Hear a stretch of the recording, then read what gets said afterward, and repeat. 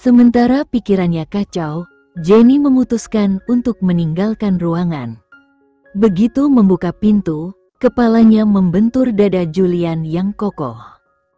Julian menundukkan kepala dan dengan nada lembut bertanya, "Kemana kamu hendak pergi?" Jenny cepat menjauh, berusaha menutupi kekalutannya. "Aku hanya mencari kamar kecil," jawabnya.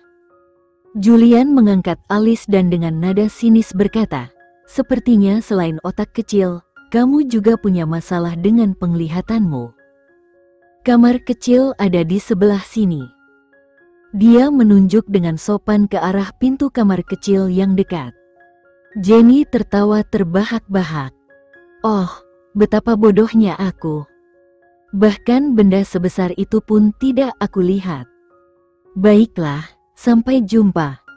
Dia buru-buru menuju kamar kecil dan menutup pintu dengan cepat. Julian menatap pintu dengan tatapan curiga. Ia merasa ada yang tidak beres dan memutuskan untuk mengetuk pintu kamar kecil. "Jenny, ada apa? Kenapa kamu bersikap begitu aneh?" Di dalam kamar kecil, Jenny merasa sangat canggung. "Kenapa aku bertindak seperti orang bodoh? Oh, dia benar. Otakku benar-benar sebesar kacang polong." Dengan tekad baru, dia menarik napas dalam-dalam dan membuka pintu. Melihat Jenny keluar, Julian bertanya, "Ada masalah?" "Tidak ada apa-apa," jawab Jenny cepat. Julian mengubah topik pembicaraan dengan nada santai. "Bagaimana pendapatmu tentang rumah ini? Apakah kamu menyukainya?" Jenny memutuskan untuk menguji reaksinya. "Ya, aku suka sekali. Ternyata taman kita dipenuhi bunga favoritku, terutama bunga matahari." Julian tersenyum tipis. "Oh, bagus sekali. Setiap bagian dari rumah ini sangat cocok dengan seleraku. Terutama kamar tidur ini, furniturnya, warna dindingnya, bahkan lampu samping tempat tidur. Semua sesuai dengan apa yang aku sukai." Julian membuka kancing jasnya dengan gerakan berpikir. Jadi dia benar-benar memperhatikan. Terlihat agak canggung, Julian mengalihkan pandangannya dan berkata, "Kebetulan sekali."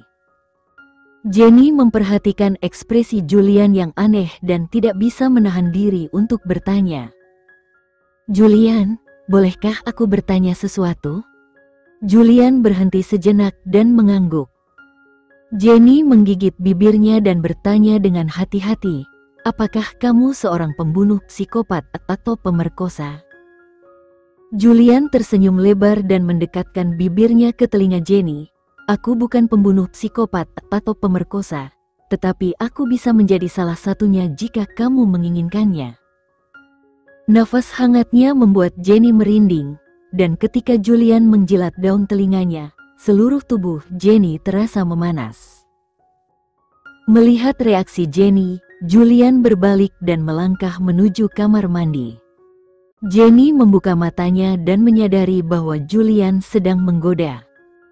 "Julian, kamu benar-benar tidak tahu malu." Dia lalu mengambil bantal dari sofa dan melemparkannya ke arah Julian. Julian menangkap bantal itu dengan mudah dan berkata, "Hanya untukmu, Nyonya Jenny." Dia melemparkan bantal kembali ke sofa dan berjalan menuju kamar mandi. Jenny duduk di sofa, berusaha menenangkan dirinya. Dia memikirkan kembali semua kejadian hari ini, pengkhianatan saudara perempuannya dan kekasihnya, keputusan untuk mengakhiri hidupnya, dan bagaimana Julian menyelamatkannya. Bagaimana bisa aku tidak berpikir untuk membalas dendam? Apakah aku benar-benar berencana untuk menyerah begitu saja? Terima kasih kepada Julian, dia mulai memikirkan balas dendam. Merasa bodoh, Jenny membenturkan keningnya dan berteriak, "Kau bodoh, Jenny!" Tiba-tiba, pintu kamar mandi terbuka. Julian keluar dengan tubuh setengah telanjang, hanya dibalut handuk di bagian bawah. Jenny tidak bisa menahan kekagumannya. Tubuh Julian yang kekar dan six-pack-nya membuatnya tampak sangat tampan. Saat Julian mengeringkan rambutnya, dia mendekatkan jari ke wajah Jenny dan berkata, "Berhenti ngiler." Jenny tersadar dan berdeham. "Aku tidak ngiler." Julian menariknya ke dalam pelukannya dan dengan suara rendah berbisik, "Seperti yang kamu lihat, Nyonya Jenny." Jenny tanpa sadar mengangguk, Senang dengan jawabannya, Julian melepaskannya dan beralih ke meja rias untuk mengeringkan rambutnya dengan pengering rambut. Jenny merasa malu dengan kata-katanya sendiri. "Oh, Jenny, bodoh sekali. Kamu baru saja bilang kamu senang melihatnya. Ini sangat memalukan." Saat Jenny merenung, Julian memberitahunya, "Kamu sebaiknya mandi sekarang. Karena sudah larut, kita bisa pergi ke rumah ayahmu besok. Aku akan menunggumu di bawah untuk makan malam." Dengan itu, Julian keluar dari kamar. Jenny menarik napas dalam-dalam dan melangkah menuju kamar mandi. Di ruang tamu, Julian duduk santai di sofa sambil menyeruput anggur. Dia merasa bahagia, akhirnya mendapatkan wanita yang dicintainya. Jenny akhirnya menjadi miliknya. Meskipun perasaan mereka belum sepenuhnya sama, Julian yakin suatu hari nanti, Jenny akan mencintainya lebih dari apa yang ia rasakan sekarang. Lamunan manis Julian terputus oleh bunyi ponselnya. Melihat ide penelepon, Julian mengernyit. Dengan enggan, ia menerima panggilan itu. "Hai, bro, ada apa?" "Aku di dekat tempatmu. Mau minum?" tanya Daniel, adik Julian, penuh semangat. Julian tertawa kecil dan menjawab, "Kamu tidak mau mengganggu kakakmu di malam pernikahan, kan?" Daniel berhenti dan terkejut. "Malam pernikahan? Kamu bercanda, kan? Aku kira itu sudah lewat. Tunggu di sana, aku akan bawa dokter untuk memeriksamu." Julian memutar matanya, sudah terbiasa dengan drama saudaranya. "Daniel, bicaralah dengan sopan," katanya, suaranya penuh kesabaran. "Jadi kamu tidak sedang tidur, ngobrol, atau berjalan-jalan? Baiklah, tapi apakah kamu benar-benar menikah lagi?" Julian hanya mengangguk dengan senyum kecil. "Ya." Daniel terdiam, terkejut. "Dengan siapa kamu menikah?" Julian meletakkan gelas anggurnya dan berkata dengan nada penuh arti, "Siapa lagi kalau bukan dia?" Daniel terbelalak. "Jenny." "Kamu menikah dengan Jenny?" Julian tertawa kecil sebelum memutuskan panggilan. Di dalam mobil, Daniel merasakan kebahagiaan yang luar biasa. Dia sangat senang untuk saudaranya, yang selama ini sangat mencintai Jenny dan menderita karena tidak bisa bersama dengannya. Daniel segera mengemudikan mobilnya menuju rumah keluarga Bagotama, tidak sabar untuk membagikan kabar bahagia ini kepada kakek, nenek, serta ibu dan ayahnya. Sementara itu, Jenny keluar dari kamar mandi dan menemukan sepasang pakaian baru yang nyaman terletak di tempat tidur. Dia terkejut. Dia tidak pernah memberitahu Julian bahwa dia tidak membawa baju ganti. Melihat betapa perhatian Julian terhadapnya, dia merasakan kehangatan di hatinya. "Raka tidak pernah melakukan hal seperti ini untukku," pikirnya. Dia merasa yakin jika Raka ada di sini, dia tidak akan pernah peduli dengan hal-hal kecil seperti ini. Jenny cepat-cepat mengganti pakaian dan bergegas turun. Namun, setibanya di bawah, dia tidak bisa menemukan Julian. Sebuah kegelisahan tiba-tiba menyelinap dalam dirinya. Melihat ekspresi cemasnya, kepala pelayan Anton segera mendekatinya. "Nyonya muda, apakah kamu sedang mencari tuan muda?" tanyanya. Setelah Jenny menganggukkan kepala, Anton tersenyum dan menjelaskan dia ada di taman. Dengan itu, Anton berbalik dan pergi. Jenny berjalan menuju taman. Saat memasuki area tersebut, dia melihat Julian berdiri di bawah sinar bulan, tampak lebih tampan dari biasanya. Dia bertanya-tanya bagaimana seorang pria bisa terlihat begitu menarik. Jenny mendekatinya dan berdiri di sampingnya. "Apa yang sedang kamu pikirkan?" tanyanya. Julian menoleh dan tersenyum melihat Jenny yang berdiri di sampingnya. Namun, sebelum dia sempat menjawab, dia melihat rambut Jenny yang masih basah. "Kenapa rambutmu masih basah? Kenapa kamu tidak menggunakan pengering rambut? Kamu bisa masuk angin seperti ini." Jenny terkejut karena Julian memperhatikan hal sekecil itu. Saat dia menatap mata Julian, dia melihat bahwa perhatian Julian adalah tulus. "Aku tidak tahu cara menggunakan pengering rambut," jawab Jenny. Julian menarik napas dalam-dalam. "Bukan salahmu jika tanganmu kecil." Jenny merasa malu dan menggigit bibir bawahnya. Sebelum dia bisa menjawab, Julian tiba-tiba meraih tangannya. "Ayo kita ke atas dan keringkan rambutmu. Aku tidak ingin kamu sakit." Tanpa menunggu jawabannya, Julian mulai berjalan. Di dalam kamar, Jenny duduk di kursi sementara Julian mengeringkan rambutnya dengan pengering rambut. Ketika jari-jari ramping Julian menyentuh rambutnya yang basah, Jenny merasa sangat rileks dan tanpa sadar menutup matanya. Tidak pernah dalam 1000 tahun Raka akan melakukan hal seperti ini untuknya. Setelah memastikan rambut Jenny benar-benar kering, Julian mematikan pengering rambut. "Selesai," katanya. Jenny membuka matanya dan berbalik ke arah Julian. "Terima kasih." Julian tersenyum lembut dan menariknya ke dalam pelukannya. "Apakah menurutmu ucapan terima kasih yang sederhana sudah cukup? Aku ingin kamu melakukan sesuatu untukku di lain waktu." Jenny merasa pipinya memerah. "Tinggalkan aku, Julian, dasar pria tak tahu malu." Dia memukul dadanya dengan tangannya. Julian tertawa kecil. "Tak tahu malu? Aku hanya ingin kamu mengeringkan rambutku lain kali." Bagaimana bisa itu dianggap sebagai permintaan yang tak tahu malu? Tapi jika kamu menganggapnya begitu, aku dengan senang hati akan menerimanya. Jenny menutupi wajahnya karena malu, merasa ditipu lagi oleh Julian.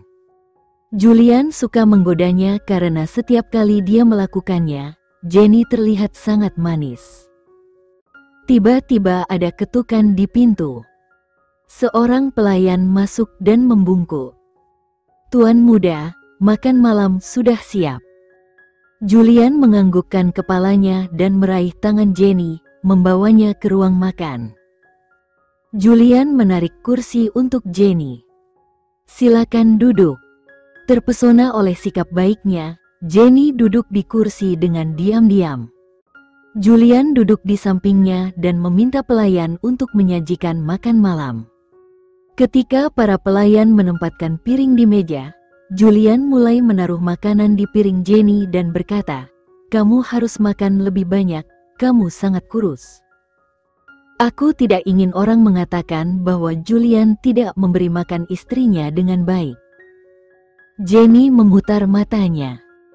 "Aku tidak sekurus itu." Julian memberikan senyuman penuh arti dan memaksanya untuk makan. "Makanlah." Saat mereka sedang menikmati makan malam, Jenny tiba-tiba meletakkan sumpitnya dan menatap Julian. "Aku belum memberitahu siapapun tentang keberadaanku. Ayahku pasti sedang mencariku." Julian menatapnya dengan tenang. "Jangan khawatir tentang itu. Aku sudah memberitahu ayahmu melalui seseorang. Tapi dia tidak tahu tentang pernikahan kita. Itu adalah sesuatu yang harus kamu sampaikan sendiri kepadanya." Jenny menganggukkan kepalanya, merasa gugup tentang bagaimana reaksi ayahnya nanti. Julian melihat kekhawatiran di mata Jenny dan meraih tangannya. Tidak perlu gugup, semuanya akan baik-baik saja. Jenny memberikan senyuman lemah dan mengambil sumpitnya lagi. Namun, sebelum sempat memakan potongan ayam, Julian menghentikannya. Tunggu sebentar. Dia memanggil salah satu pelayan dan bertanya, apakah ada paprika di dalam hidangan ini? Pelayan itu gugup menganggukkan kepala. Ya, Tuan. Julian menyipitkan matanya dan membentak, bukankah aku sudah memberitahukan bahwa Nyonya muda alergi terhadap paprika? Aku sudah jelas meminta agar tidak ada paprika di rumah ini. Bagaimana bisa kalian begitu ceroboh? Melihat pelayan hampir menangis, Jenny segera interven. Cukup sudah, Julian. Kamu tidak perlu meneriaki mereka. Mereka juga manusia, bukan robot. Kesalahan bisa terjadi. Dia memandang pelayan dengan senyuman lembut. Masuklah dan jangan terlalu dipikirkan. Julian tidak bermaksud membuatmu takut. Pelayan merasa sangat lega melihat betapa baik hati Jenny, merasa diberi kesempatan untuk memperbaiki kesalahan. Jenny kembali menatap Julian. Bagaimana kamu tahu aku alergi terhadap paprika? Julian menjawab dengan tenang, aku memiliki caraku sendiri. Lagi pula, alergi terhadap paprika cukup umum. Jenny tahu Julian berbohong dan hanya mengangguk. Oh, begitu. Keduanya melanjutkan makan mereka dalam keheningan. Julian akhirnya memecah suasana dengan bertanya, apa rencanamu selanjutnya? Maksudku, apakah kamu berencana untuk tinggal di rumah atau melakukan sesuatu? Bahkan jika kamu memilih untuk tinggal di rumah, aku tidak akan keberatan. Jenny mengusap kepalanya sambil mengerutkan dahi. Aku bingung harus berpikir apa. Aku selalu memimpikannya menjadi model, tapi rasanya sudah terlalu terlambat untuk itu, katanya penuh kekhawatiran. Julian melihat kekecewaan di mata Jenny dan merasakan betapa dalamnya keinginannya untuk menjadi model. Meskipun membayangkan Jenny tampil di depan umum dalam busana terbuka membuatnya sedikit cemas, ia tak ingin menghalangi impiannya. Tidak ada kata terlambat untuk apapun, ujarnya sambil menatap Jenny. Kamu punya waktu untuk memikirkannya. Sekarang kamu adalah istri Julian, jadi kamu bisa melakukan apa saja yang kamu inginkan. Jenny memutar mata dan berkata dengan nada sinis, kamu selalu bilang bahwa tidak ada yang tidak bisa kamu lakukan. Kamu bukan Tuhan, tahu? Julian tertawa ringan, memang, aku bukan Tuhan, tapi percayalah, jika aku mengatakan aku bisa melakukan apa saja, itu berarti aku benar-benar bisa. Di kamar tidur, Jenny tampak cemas. Ini adalah pertama kalinya dia berbagi ranjang dengan pria. Meskipun ia telah menjalin hubungan dengan Raka selama 3 tahun, mereka hanya sebatas ciuman. Julian menyadari kegugupannya dan mencoba menghibur. Apa yang kamu pikirkan? Ayo tidur saja. Jangan khawatir, aku bisa mengendalikan diriku. Tapi jika kamu merasa tidak bisa mengendalikan dirimu sendiri, aku tidak akan keberatan jika kamu memanfaatkan situasi ini. Jenny hanya memutar mata dan merespons, ah, pria tak tahu malu ini. Dia lalu duduk di tempat tidur, menutupi dirinya dengan selimut, dan berkata, siapa bilang aku tidak bisa mengendalikan diri? Supirku jauh lebih menarik daripada kamu. Dengan itu, dia tertidur. Julian hanya bisa tertawa dan mematikan lampu sebelum tidur. Dia adalah yang pertama bangun dan memandang wajah Jenny yang sedang tidur di sampingnya. Dengan lembut, dia menyentuh pipi Jenny dan mencium keningnya. Tak henti-hentinya dia merasa bersyukur memiliki Jenny di sisinya. Saat matahari mulai menyinari kamar, Jenny perlahan membuka matanya dan melihat Julian yang sedang menatapnya. "Apa yang kamu lihat?" tanyanya sambil tersenyum malu. Julian menyelipkan sehelai rambut ke belakang telinga Jenny dan berkata dengan lembut, "Tidak ada." "Selamat pagi, istriku." Jenny menutupi wajahnya dengan selimut, merasakan kehangatan kata-kata Julian. "Selamat pagi," jawabnya dengan suara lembut. Julian turun dari tempat tidur dan berkata, "Masih pagi, tidur saja. Aku akan menyiapkan sarapan." Saat Jenny hendak mengatakan sesuatu, mereka mendengar keributan dari bawah. Dia segera berdiri dan bertanya, "Ada apa di bawah?" "Stay here and rest, I'll check it out," Julian menjawab sebelum meninggalkan kamar. Ketika Julian turun, dia tertegun melihat kakek neneknya, orang tua, dan adiknya berada di ruang tamu. Ruangan itu penuh dengan berbagai hadiah. Julian menghela napas, memahami bahwa keluarganya merayakan sesuatu yang penting. "Kakek, nenek, apa yang kalian lakukan di sini?" tanyanya, menahan rasa frustasinya. "Dasar anak nakal yang tidak setia. Beginikah cara kamu menyapa orang yang lebih tua?" teriak seorang pria tua berusia sekitar 70-an, Herman Baskara, kakek Julian dan pendiri perusahaan Bagotama. Nenek Julian, Sarah Pratama, yang meskipun sudah berusia akhir 60-an tetap cantik dan segar, mencoba menenangkan suaminya. "Sayang, tenanglah." Julian turun dan menyapa kakek dan neneknya dengan sopan, "Kakek, nenek." Dia lalu beralih ke orang tuanya, "Ayah, ibu." Ayah Julian, Andrian Baskara, yang memiliki fitur wajah mirip dengan Julian, adalah ketua perusahaan Bagotama. Berdiri di sampingnya adalah ibu Julian, Melissa, yang berusia awal 40-an dengan mata abu-abu yang memikat. Melissa menepuk bahu putranya dan berkata, "Aku sangat bangga padamu.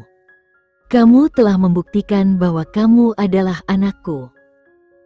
Julian mengangkat alis dan bertanya, "Selama ini kamu kira aku bukan anakmu?" Melissa mendengus, "Tentu saja aku ragu. Bagaimana mungkin anakku yang pengecut tidak berani merayu gadis yang dicintainya? Kadang-kadang aku berpikir mungkin kamu ditukar di rumah sakit, bahkan sempat berpikir untuk tes DNA." Daniel, adik Julian, tak bisa menahan tawanya. "Maaf, bro, tapi ini lucu banget." Julian melontarkan tatapan tajam ke arah saudaranya, hendak berbicara, namun ibunya menyela, "Diam, kalian berdua. Jangan menggoda anakku seperti itu. Dan kamu," katanya pada suaminya, "jangan pernah meragukan bahwa dia anakmu lagi. Kalau perlu, aku akan melakukan tes DNA, dan kamu yang akan menyiapkan surat cerai." Melissa, terkejut dengan reaksi keras suaminya, buru-buru berkata, "Sayang, aku bercanda. Tentu saja dia anakku." Melissa mengusap air mata dan berkata kepada Julian, "Oh sayangku, ayo peluk ibu. Aku bahagia untukmu." Dia mulai menangis. Julian memeluk ibunya dan berkata, "Jangan menangis, ibu. Kenapa membawa begitu banyak hadiah? Kamu membuatnya takut seperti ini." Herman, yang menyaksikan seluruh situasi, berteriak, "Pelukan? Kamu seharusnya memukulinya. Dia menikah tanpa memberitahu kami. Kami harus mendengarnya dari orang lain." Daniel merasa diabaikan dan berkata, "Hei kakek, aku juga cucumu. Kenapa tidak ada perhatian untukku?" "Diam!" Herman membentak sebelum berbalik pada Julian. "Berapa lama kamu akan menyembunyikan ini? Kapan kamu akan memberitahu kami?" Julian menghela napas. "Aku berencana membawanya ke rumah akhir pekan ini, tapi seseorang merusak segalanya." Daniel merasa sedih dalam hati. Sepertinya tidak ada yang mencintaiku. Herman hendak melanjutkan marah-marah, tetapi dia melihat Jenny berdiri di tangga, terlihat sangat gugup. Jenny, yang baru saja turun dari kamar, mendengar seluruh percakapan dan merasa tertekan oleh komentar-komentar tentang tes DNA. Julian, mengetahui ketakutan Jenny, berjalan mendekatinya dan berbisik di telinganya, "Jangan takut. Mereka mertuamu, bukan hewan buas. Mereka tidak akan memakanmu." Tanpa menunggu balasan, Julian menarik Jenny ke ruang tamu dan memperkenalkannya. "Ini istriku, Jenny." Nenek Julian, Sarah, adalah orang pertama yang mendekat. Dia memegang tangan Jenny dan berkata, "Ah, lihat betapa cantiknya kamu." Julian lalu memperkenalkan anggota keluarganya, "Ini kakekku Herman dan nenekku Sarah." Jenny dengan canggung menyapa, "Kakek, nenek." Herman memegang kepala Jenny dan berkata, "Kamu adalah cucu menantu perempuan kami sekarang. Jika anak nakal ini mengganggumu, kamu punya hak untuk menembaknya. Aku akan selalu mendukungmu." Jenny merasa bingung, antara ingin tertawa atau menangis mendengar komentar kakek yang aneh. Nenek Sarah mencubit suaminya dan berkata, "Pak tua, berhenti menakut-nakuti dia." Jenny, meskipun pria-pria dalam keluarga Baskara tampak kuat di luar, di rumah, mereka juga seperti keluarga lainnya. Jenny merasa tersentuh dengan sambutan hangat dari ibu mertuanya, Melissa, yang mengatakan bahwa dia sekarang adalah bagian dari keluarga Baskara. Kata-kata itu membuatnya merasa sangat emosional dan merindukan ibunya yang sudah lama tiada.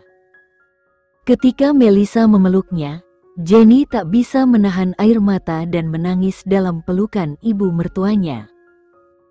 Melissa, menyadari betapa Jenny merindukan ibunya, menyeka air matanya sambil memberikan dukungan moral. "Berhentilah menangis, nak. Ibu merasa sangat sedih melihatmu seperti ini. Ingat, seperti yang dikatakan nenek, wanita dari keluarga Baskara bisa mengendalikan suaminya. Kalau kamu terus menangis seperti ini, bagaimana kamu akan bisa menindas Julian?" kata Melissa sambil tersenyum lembut. Ayah Julian, Andrian, yang sebelumnya diam, menepuk kepala Jenny dan berkata, "Selamat datang di keluarga Baskara." Jenny merasa sangat senang dengan sambutan hangat ini, yang sangat berbeda dari apa yang dia harapkan. Ia merasa tidak terduga bahwa keluarga Julian begitu ramah dan mendukung. Namun, kekhawatirannya tentang bagaimana mereka akan merespons kenyataan bahwa dia ditinggal oleh Raka pada hari pernikahannya masih menghantuinya. Melihat senyum Jenny memudar, Julian mengetahui apa yang dipikirkannya. Dia hendak menghibur Jenny, namun ibunya menyela, "Ah, nak, jangan bilang kamu masih memikirkan bocah bodoh dari keluarga Pandegas." Jenny terkejut mendengar pernyataan ibu mertuanya yang langsung membahas mantannya. Sebelum dia bisa memberikan tanggapan, Melissa mencubit pipinya dengan lembut dan berkata, "Dengarkan, nak. Keluarga Pandegas tidak pantas mendapatkan seseorang seperti kamu. Jangan pernah merasa sedih karena mereka menolakmu.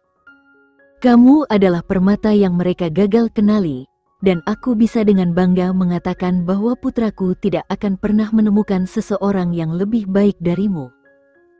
Kamu sangat cocok menjadi istrinya dan calon kepala keluarga Baskara." Nenek Sarah kemudian bergabung, "Ibumu benar. Jangan terlalu banyak berpikir tentang itu. Kami semua sangat senang kamu memilih Julian sebagai suamimu." Jenny merasa terharu mendengar kata-kata dukungan tersebut. Dengan air mata berlinang, dia memeluk ibu dan nenek mertuanya sambil berkata, "Terima kasih, ibu, nenek." Julian, Melihat betapa mesranya istrinya dengan anggota keluarganya, merasa sedikit iri. Dia menarik Jenny dan berkata, "Baiklah, sekarang saatnya sarapan." Daniel, yang merasa terabaikan, segera berseru, "Hei, hei, hei, kemana kalian akan pergi?" "Kak, bagaimana bisa kamu tidak mengenalkan aku pada adik iparmu yang terkasih?" Julian memutar matanya dan berkata, "Benar. Jenny, ini Daniel, adik laki-lakiku. Kalau kamu perlu menyampaikan pesan apapun kepada siapapun di keluarga kita, telepon saja dia. Bahkan sebelum kamu selesai berbicara, seluruh keluarga akan mengetahuinya." Daniel, dengan ekspresi serius, berkata, "Jangan dengarkan kakakku. Perkenalkan, aku Daniel, putra bungsu keluarga Baskara. Kalau kamu butuh informasi tentang seseorang atau butuh bantuan, aku adalah orang yang tepat untuk diandalkan." Dia berusaha memeluk kakak iparnya, namun Julian menghentikannya. "Baiklah, sekarang ayo kita sarapan." Di ruang makan, Melissa dan Nenek Sarah duduk di samping Jenny. Julian ingin duduk di sampingnya, tapi mengingat kehadiran mereka, dia memilih duduk di samping ayahnya. Melissa dan Sarah terus menambahkan makanan ke piring Jenny, yang merasa tidak enak hati menolak. Sambil meletakkan beberapa sayuran di piring Jenny, Melissa berkata, "Kamu harus makan lebih banyak. Lihat Julian, dia sangat sehat. Kamu terlalu kurus. Stamina pria akan kalah dengan stamina wanita di tempat tidur, dan itu tidak boleh terjadi." Jenny hampir meludahkan makanannya mendengar komentar tersebut. Dia merasa bingung antara tertawa atau menangis, mengingat keluarga Baskara tampaknya sangat belak-belakan tentang hal-hal pribadi. Melissa kemudian mengeluarkan sapu tangan dan membantu Jenny menyeka mulutnya sambil melanjutkan, "Kamu tidak salah. Wanita dengan stamina lebih dari pria di tempat tidur biasanya membuat pria sangat bahagia." "Benar kan, sayang?" Dia melihat kepada suaminya, Andrian, yang setuju, "Ya, kamu benar. Lihat ayahmu setuju. Jadi kamu harus makan lebih banyak," kata Melissa sambil menambahkan lebih banyak makanan ke piring Jenny. Kakek Herman mengangkat kepalanya dan bertanya pada Julian, "Apa rencanamu dengan keluarga Pandegas? Aku harap kamu tidak berencana meninggalkan mereka begitu saja." Julian memandang kakeknya dengan mata dingin dan berkata, "Apakah kakek benar-benar berpikir aku akan melakukannya? Aku hanya menahan diri karena janjimu." Herman mendengus, "Lupakan janji itu. Beraninya mereka menindas cucu menantu perempuanku? Lakukan apa yang kamu mau. Aku tidak akan menghentikanmu." Julian tersenyum, "Aku senang mendengar itu dari kakek." Ayah Julian, Andrian, meletakkan sumpitnya dan berkata, "Mengakhiri beberapa kolaborasi tidak akan mempengaruhi bisnis kita. Yang penting adalah menunjukkan kepada mereka posisi mereka sebenarnya. Jangan lakukan itu secara mendadak. Aku sarankan kamu melakukannya perlahan-lahan, seperti kucing yang bermain dengan tikusnya sebelum membunuhnya." Julian tersenyum pada ayahnya, "Aku akan mengingat nasihat itu." Jenny tidak bisa percaya bahwa keluarga Baskara benar-benar siap untuk mengakhiri semua kolaborasi dengan keluarga Pandegas demi dirinya. Dia ingin mengatakan sesuatu, tetapi kehabisan kata-kata. Dia memutuskan untuk membicarakan hal ini dengan Julian nanti. Setelah sarapan, mereka semua duduk di ruang tamu sambil minum teh. Nenek Sarah dan Ibu Melissa memberikan hadiah kepada Jenny. Ibu Melissa membuka kotak beludru merah dan mengeluarkan 2 gelang emas yang dilapisi berlian dan rubi. "Ibu memberiku gelang ini saat aku menikah dengan ayahmu. Gelang ini juga diberikan kepada ibu oleh ibu mertuanya. Ini adalah aset keluarga yang diwariskan dari generasi ke generasi. Sekarang aku memberikannya kepadamu. Jenny memandang gelang itu dan tersenyum pada ibu mertuanya. Jangan khawatir, Bu. Aku akan menjaga ini dengan baik. Nenek Sarah kemudian bertanya pada Julian, kapan kamu berencana mengunjungi keluarga Perwinda? Julian meletakkan cangkirnya dan berkata, hari ini. Sarah menganggukkan kepalanya, bagus. Kamu harus mengunjungi mereka secepatnya. Sebenarnya, kita semua harus pergi bersama untuk mengunjungi mereka. Bagaimana menurutmu, Pak Tua? Herman menjawab dengan nada setuju, terserah kamu, sayang. Jenny berusaha membantu mereka, tetapi Ibu Melissa menyuruhnya untuk pergi bersiap-siap. Di kamar tidur, Jenny terlihat panik karena tidak punya pakaian yang layak untuk dipakai. Ketika Julian masuk dan melihat kekacauan Jenny, dia bertanya dengan heran, apa yang membuatmu panik sekarang? Jenny berhenti dan menjawab, aku tidak punya apa-apa untuk dipakai. Julian menuju bilik lemari pakaian dan membuka pintunya. Apakah kamu sudah melihat isi lemari ini? Tanyanya kepada Jenny. Sekian dulu ya video kali ini, kita lanjutkan lagi videonya di lain waktu. Oh iya, bagaimana menurut kalian? Semoga bisa sedikit menghibur kalian semua. Untuk teman-teman yang baru nonton, jangan lupa subscribe ya, hehehe. Dan kalau teman-teman ada yang ingin gabung langganan, bisa langsung gabung saja untuk dapat fitur yang menarik dan sedikit membantu Mimin. Terima kasih banyak sudah menonton, sampai jumpa lagi, bye.